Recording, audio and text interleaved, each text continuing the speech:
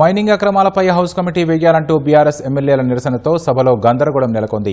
ఈ క్రమంలో బీఆర్ఎస్ హయాంలో జరిగిన భూ అక్రమాలపై హౌస్ కమిటీ వేస్తానన్న సీఎం నిర్ణయాన్ని కాంగ్రెస్ మంత్రులు ఎమ్మెల్యేలు స్వాగతించారు. సభ సజావుగా సాగకూడదనే నిరసన చేస్తున్నారని ఆరోపించారు. బాలానగర్ భూ ఆక్రమణలపై హౌస్ కమిటీ వేయాలని దానం నాగేందర్ సూచించారు.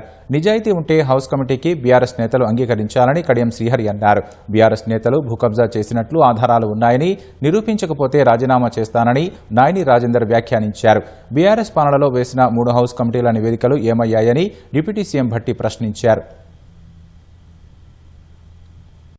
అధ్యక్ష, సభా సంఘం మీకు అంత కుతూహలంగా ఉంటే గతంలో రాష్ట్రంలో భూముల్ని మీరు ఏ రకంగా ధరణి అని పెట్టి, ఇందాక గౌరవ సభ్యులు మాట్లాడారు, ధరణి అని పెట్టి వందలాది కాదు వేలాది ఎకరాలు అధ్యక్ష, వేలాది ఎకరాలు అలాంటి కాంగ్రెస్ ప్రభుత్వాలు పేదలకు పంచిన భూముల్ని ధరణి పేరు మీద వాళ్ళందరి ఆ ప్రొహిబిటెడ్ లిస్టులో పెట్టి పార్ట్ బిలో పెట్టి ఆ తర్వాత చాలా అనుకూలంగా వాళ్ళకి కావాల్సినటువంటి వాళ్ళ పేరు మీద ఎక్కించుకున్నారు.